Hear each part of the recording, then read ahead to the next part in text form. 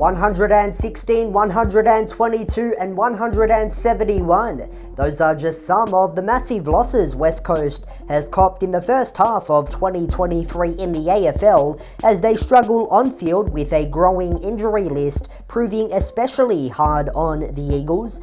Their reserve side in the WAFL hasn't done much better. Losses of 108, 111, 129, 169 and even 184, leaving the standalone side's future in doubt. Earlier this year, it is believed they were in informal talks about forfeiting a game as they struggled to find players. But what about a forfeit in the AFL, and has it ever happened before? The short answer, no, never in VFL AFL history has a single side forfeited a game. According to the laws of the game, if it did happen, the percentage of the team who did not forfeit the match would be adjusted, with the average number of points for the home and away matches was scored for and against the team who did forfeit. While Adelaide and Geelong did not play each other in round 14 2015 after the death of Crows coach Phil Walsh, that was officially a cancelled game, not a forfeit by the Crows. There has been an example in the pre-season, the first round of the 1990 Foster's Cup. The Brisbane Bears withdrew from their game against North Melbourne due to financial problems. This meant West Coast played twice.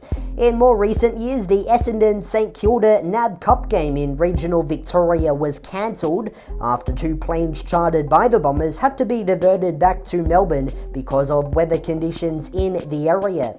Although it wasn't officially a forfeit, the AFL ruled that the Saints would be allocated the victory and 4 points, after initially saying the clubs would be given 2 points each.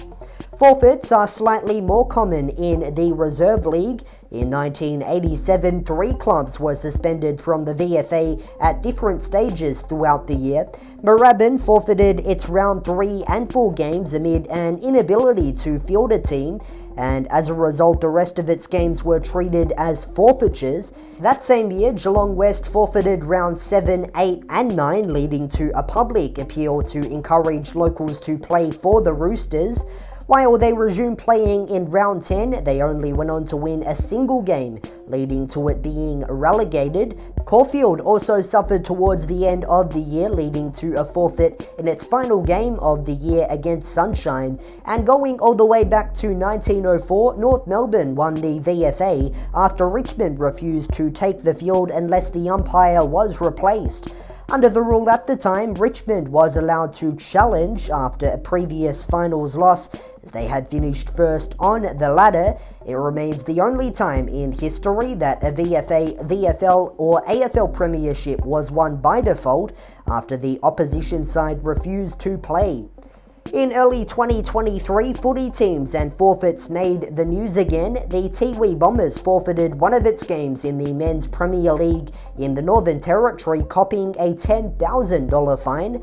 There were also talks about Collingwood having to pull out of its qualifying final against Brisbane in the 2022 AFLW season. That game was delayed by a week but ended up going ahead, where they lost by 70 points. So, while we've never seen it in the AFL before, we've certainly come close.